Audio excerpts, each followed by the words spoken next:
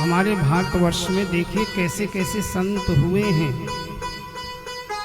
एक महाराष्ट्र के सिद्ध संत हुए एकनाथ जी महाराज।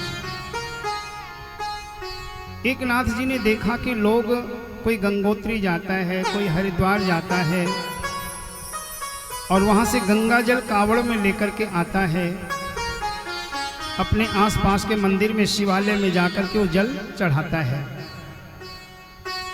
एकनाथ जी ने निश्चय किया मैं भी गंगोत्री जाऊंगा, वहां से जल भरूंगा और रामेश्वरम में ले जाकर के चढ़ाऊंगा। ध्यान से सुनना। एकनाथ जी ने कावड़ में जल भर लिया, नंगे पांव चल पड़े।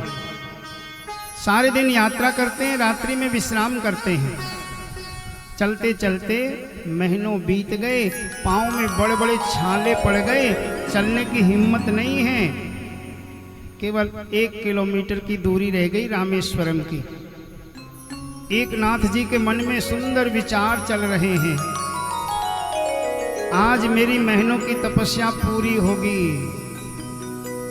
जो गंगोत्री से जल भर के लाया हूं कावड़ में, आज मैं रामेश्वरम में चढ़ाऊंगा भगवान को, मेरी मनोकामना पूरी होगी। मन में सुंदर विचार चल रहे थे।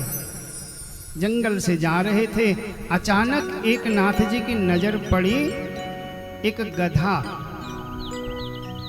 प्यास के मारे पृथ्वी पे अपने पैर पटक रहा था, छटपटा रहा था, उसके प्राण निकल रहे थे प्यास के मारे। एकनाथ जी ने देखा, रे ये गधा तो प्यासा है, इसके तो प्राण निकल रहे हैं।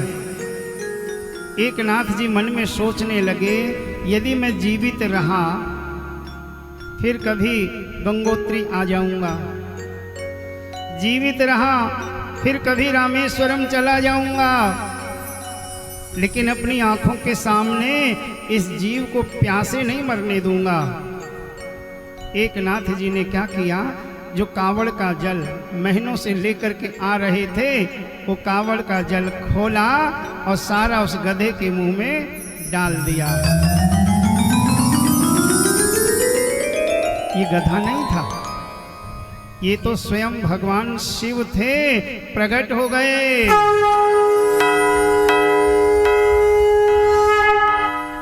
और भगवान शिव ने प्रकट होकर के कहा, अरे एकनाथ, तूने मुझे इस रूप में भी पहचान लिया। मैया, उसका कोई एक रूप नहीं होता, वो किसी एक जगह नहीं रहता, वो हर जीव में रहता है। एकनाथ जी जैसी दृष्टि होनी चाहिए। फिर मैया ने पूछा, प्रभु इनसे मिलने की कोई विधि है क्या, कोई सरल तरीका? बोले हाँ, श्रद्धा विश्वास रूपिणो, श्रद्धा और विश्वास दोनों होने चाहिए। केवल श्रद्धा है, विश्वास नहीं है तो श्रद्धा बेकार है।